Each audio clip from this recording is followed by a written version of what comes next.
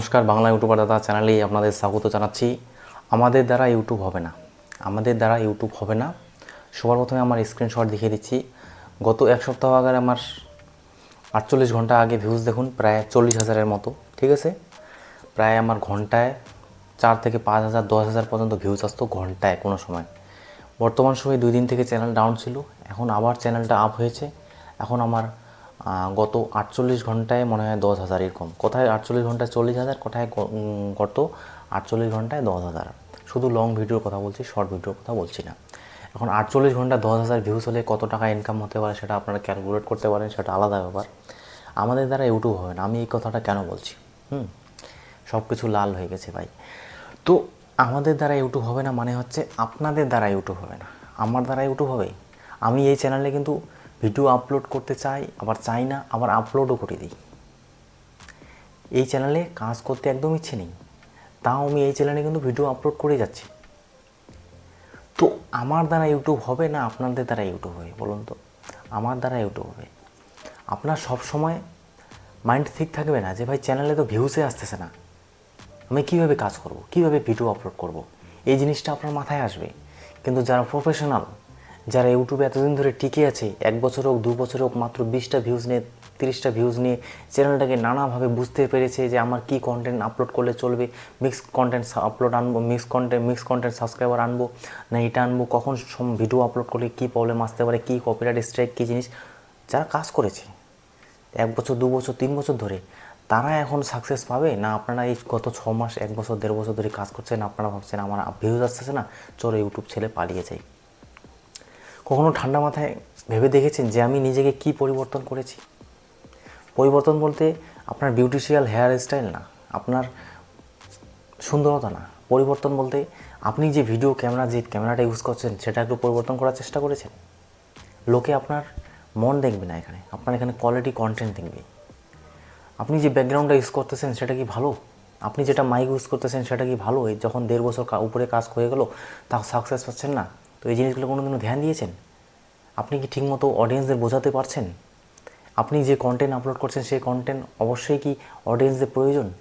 এই জিনিসগুলো কোনোদিন বিশ্লেষণ করেছেন যে আপনার চ্যানেলে কী ধরনের অডিয়েন্স আসছে, আপনার চ্যানেলে কীভাবে কাজ করলে আপনি চ্যানেলটাকে গ্রো করতে পারবেন? এই জিনিসগুলো কোনোদিন ভেবেছেন? আমরা সাধারণত ভাবি না। আমরা কি করি, ভাই ওর তো ভিউজ আসতেছে পুরা রে, আমার তো একদম ভিউজ আসতেছে না। ওর তো 200 400 500 করে ভিউজ আসতেছে, আমার তো 20টা 40টা করে ভিউজ আসতেছে। ভাই ওর যে 400 500টা ভিউজ আসতেছে, ওর লাকিলিও আসতে পারে। বাই চান্সও কারো চ্যানেলে একবার যদি চ্যানেলটা ভালো ভিউজ আসতে থাকে, 20,000 30,000 করে একটা ভিডিও ভাইরাল হওয়ার পর 20,000 4,000 5,000, আর সেই বিষয় নিয়ে যে সে যদি কন্টেন্ট আপলোড করে তার চ্যানেলে অটোমেটিক বুস্ট আপ হতে থাকে, সেই চ্যানেল আর পিছনে ফিরে তাকাতে হয় না। একটা সময় নিচে নেমে যায়, কিন্তু তার যে এক্সপিরিয়েন্স, তার যে অভিজ্ঞতা, তার যে ভিউজের একটা যে খিদা থাকে, সেই খিদা মেটানোর জন্য সে কাজ করতে থাকে।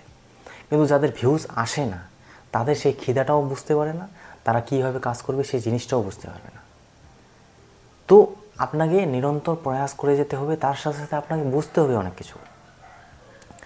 আপনি যে কন্টেন্ট আপলোড করছেন হয়তো সেই লোকে পছন্দ না আপনার। আমার এই চ্যানেলে 500টা সাবস্ক্রাইবার, 200 300 400 করে ভিউজ আসতেছে, কোনো 60টা আসতেছে।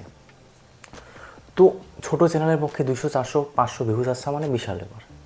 আগামীতে 5,000 সাবস্ক্রাইবার হবে, 10,000 হবে, তখন আবার অ্যাভারেজ ভিউ 400 500 200টা আসবে। 10,000 সাবস্ক্রাইবার, 200 400 500 অ্যাভারেজ ভিউ।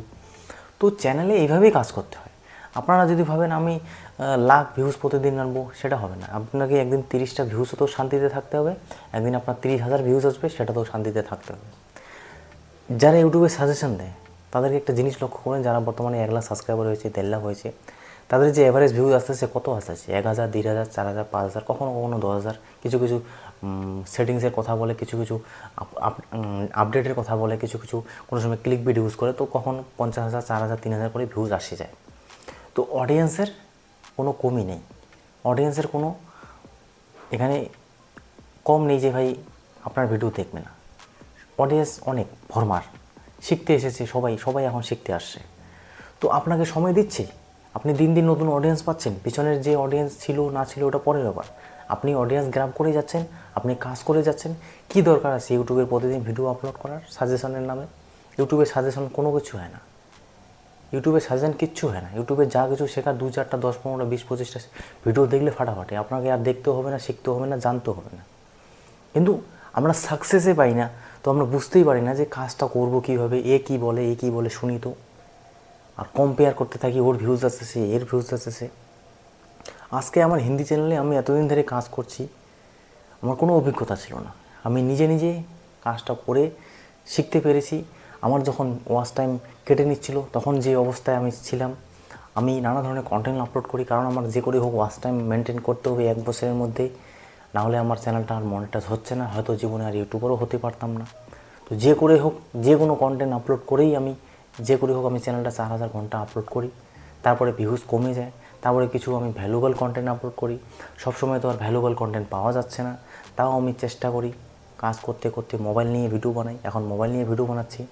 তো এখন বুঝতে পেরেছি, এখন আমার কিছু নতুন নতুন অডিয়েন্স আসতেছে, নতুন নতুন সাবস্ক্রাইবার বেস আসতেছে। 1 মাসে 200-250 সাবস্ক্রাইবার আসতেছে, যেখানে 1 মাসে 10টা সাবস্ক্রাইবার আসতো না। এখন চ্যানেলে আমার ভিউ দেখুন, এখন চ্যানেলে আমার কীভাবে ভিউজ আসতেছে, 1000, 2000, 4000, এটা 2 দিন 3 দিন চলবে। আবার কিছু ভ্যালুয়েবল কন্টেন্ট আপলোড করব, আবার ভিউজ আসবে। কিন্তু ভ্যালুয়েবল কন্টেন্ট না থাকা সত্ত্বেও আমি রেগুলার বেসে আপলোড করি। 200টা ভিউজ আসবে আমি জানি, 100টা আসবে, 60টা আসবে তাও জানি। আমাকে ভিডিও আপলোড করে যেতেই হবে, কারণ হচ্ছে ভিডিও আপলোড করলে আমার কিছু টাকা ইনকাম হবে সেখান থেকে, 2 টাকা হোক 4 টাকা হোক। দ্বিতীয় কথা হচ্ছে চান্স থেকে যায়, বাই চান্স যদি চলে যায়, কারণ হচ্ছে আমাকে অডিয়েন্স তৈরি করতে হবে। যে অডিয়েন্সগুলো এসেছে তাদেরকে আমাকে মুখরোচিত হতে হবে, তাকে পছন্দ করতে হবে, আমার ফেসটাকে দেখতে হবে যে ভাই রিতেশ টেকনিক্যাল কথা বলতেছে। আপনাকে তখনই দাম দেবে যখন আপনি কিছু ভ্যালু প্রোভাইড করছেন, আপনি যখন কন্টিনিউয়াসলি এখানে আছেন। এই যে আমার কথা লোকে শোনে, সেখানে রিতেশ টেকনিক্যাল হিন্দি চ্যানেলে মোবাইল নিয়ে কথা বলছি, লোকে শোনে। আমি কি বিশাল চিফ মিনিস্টার, আমি কি বিশাল হার্ডওয়্যার সফটওয়্যার ইঞ্জিনিয়ার, আমি কি মোবাইল সম্বন্ধে বিশেষ জানি? যেটুকু জানি সেটাই, আপনারা যেটা জানেন সেটাই। কিন্তু লোকে আমাকে এখন দেখছে, শুনতে, জানছে। তো আমি এতদিন ধরে কাজ করে গেছি, সেটা নিয়ে নলেজ হয়ে গেছে। অটোমেটিক সবাই বড় বড় ইউটিউবাররাও সেরকম, কেউ ইলেকট্রিক্যাল ইঞ্জিনিয়ার না, নতুন আগে বলতো ভাই আমি ইলেকট্রিক ইঞ্জিনিয়ার, তার জন্য এখানে এসেছি। আমরাও ভয় পেতাম ভাই ইলেকট্রিক ইঞ্জিনিয়ার হলেই হয়তো টেক ইউটিউবার হতে হবে, পারবো নাহলে পারবো না।